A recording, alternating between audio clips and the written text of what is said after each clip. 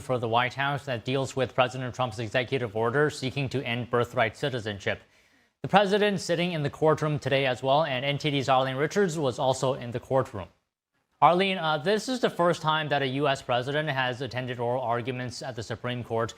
What was the mood like in the courtroom? Well, Don, I have to say that the mood was a little bit more subdued than I had expected on this particular oral argument. I was expecting there to be a lot of fiery exchanges between the Supreme Court justices and the attorneys, particularly between the Supreme Court justices and the Solicitor General, who represents the Trump administration. But it was really quite subdued. The questions were kind of soft, but they did get to the points that they wanted to get to the bottom of some of the reasoning for why President Trump wants to change this law. President Trump was sitting up in the front row right behind the Solicitor General as he gave his arguments, and I'm not sure if that was why it was more subdued, but certainly his presence was noticed by everyone in the room, and it was a packed courtroom today as well. And can you tell us, Arlene, what was the focus of the arguments? So as you know, Don, this was a case about President Trump's executive order to end birthright citizenship and whether or not it complies with the citizenship clause in the 14th Amendment. Now, the plaintiffs were arguing that this clause has allowed for all children to become citizens who were born in the United States. But President Trump has said, you know, there's a misunderstanding all these years, over 100 years, there's been a misunderstanding of the clause. And he says that any child born to parents who are here either temporarily on a visa or who are here illegally cannot become a citizen. So the focus here today was on this phrase, subject to the jurisdiction hereof, which is a phrase that's contained in that clause. And the Solicitor General took it a step further and said any child or parent who are here subject to the jurisdiction must be domiciled. So let's listen to how he explained domicile and how that fits into the clause.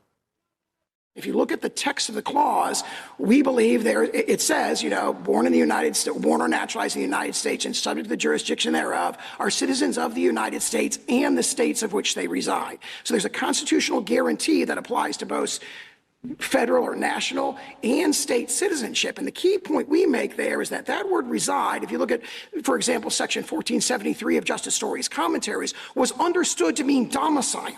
So when they say subject to the jurisdiction, and then they go on to say you're a citizen of the United States and the state in which they reside, the very text of the clause itself presupposes that the citizen is domiciled in the United States. Now, the Justices Neil Gorsuch and Amy Coney Barrett seem to have the most questions or challenges about this word domicile, and they both had different angles on which they addressed it. One was from the standpoint of slaves being in the United States and this clause being a way to address slaves seeking citizenship, and the other was whether or not the persons intended to stay here. So let's listen to their challenges. Well, here's where I'm going with it. I'm just working within your argument for a moment. Today, you can point to laws against immigration that are much more restrictive than they were in 1860. We really didn't have laws like that we do today until maybe 1880. So if somebody showed up here in 1868 and established domicile, that was perfectly fine without respect to anything, any immigration laws. There they were.